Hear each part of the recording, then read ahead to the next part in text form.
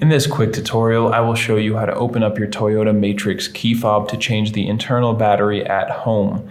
Now, you may have either the 3-button or the 4-button version, as long as it looks like this one, the one you saw in the thumbnail. It doesn't matter. The procedure to open it up is exactly the same, and they use the same CR2016 battery.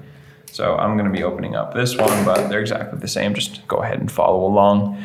Now, if you don't know where to get one of these batteries, or you would like to just get one online, I will put a link down in the description so you can pick one up on Amazon for just a couple of bucks.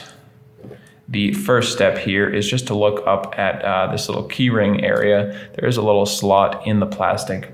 We're going to take a regular flathead screwdriver, insert it into that area, and if I remember correctly, you should keep this Toyota symbol facing up, not the buttons, because those little buttons may fall out. So hold it like this, Toyota symbol up, and just insert the flathead screwdriver into that little indentation and twist the screwdriver.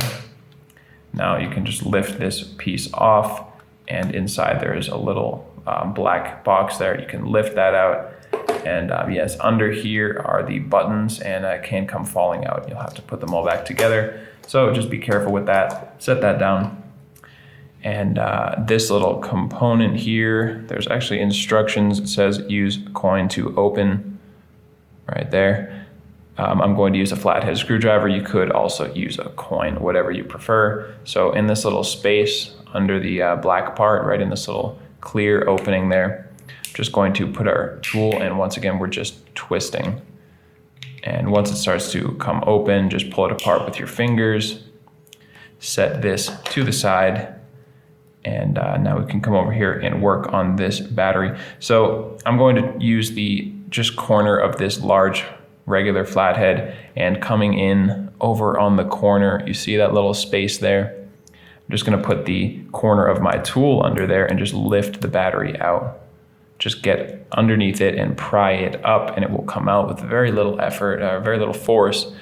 And once again, this is a CR2016. Make sure that is the one you're getting. And when you're putting it back, or you're putting a new one in, make sure the positive side is going face up. So we just click it back into place, plus side up, and we can just start to put everything back together now. So these two go together. Carefully lift this up and set this black part on top of it. Mine doesn't want to get in there.